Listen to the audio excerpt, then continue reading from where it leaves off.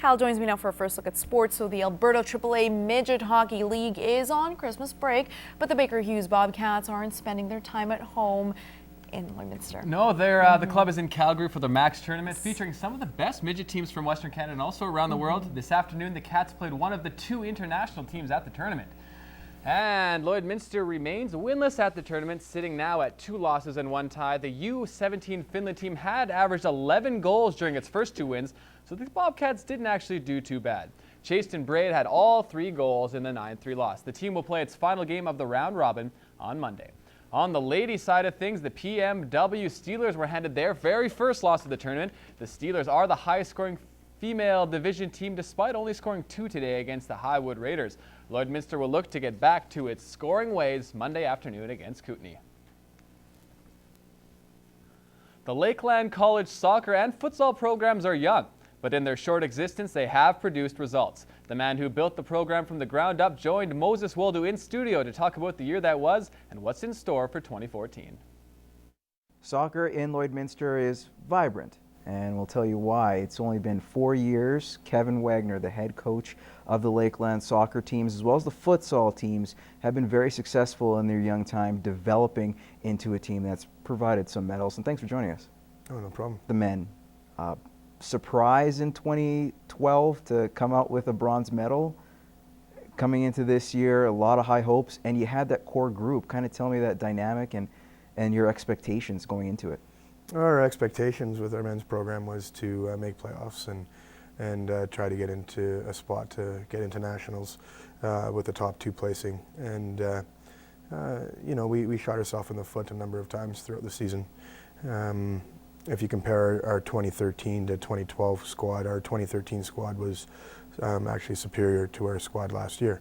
However, that would be in the assets of their technical ability and tactical ability, but physically, mentally, we were lacking and made too many errors. And as a result, we ended up tied for playoffs and lost on plus minus. So we were all tied in there, but you know, we did enough damage through mental errors ourselves.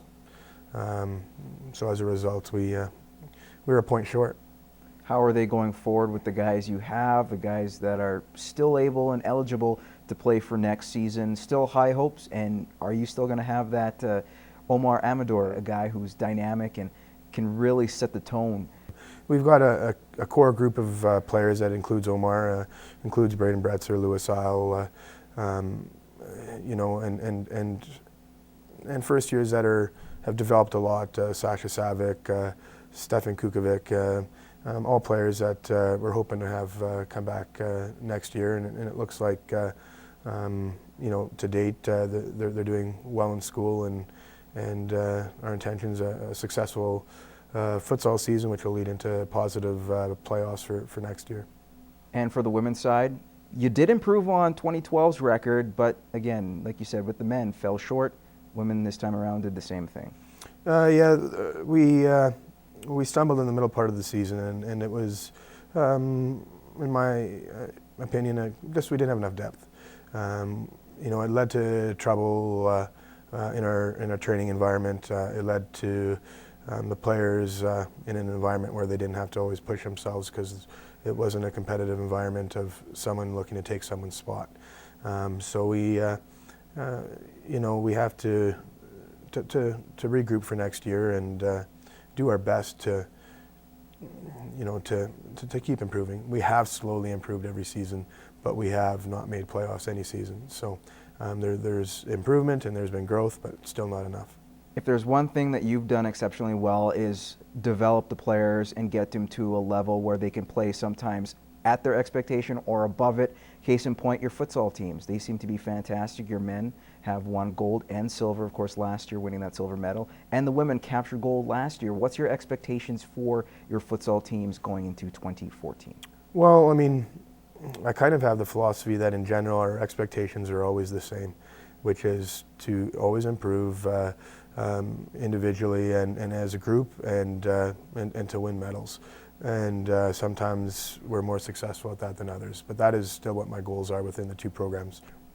Kevin, thanks a lot. I appreciate you taking the time to join us here in the studio. Good luck to your futsal team this year and a run at another provincial championship. Thank you.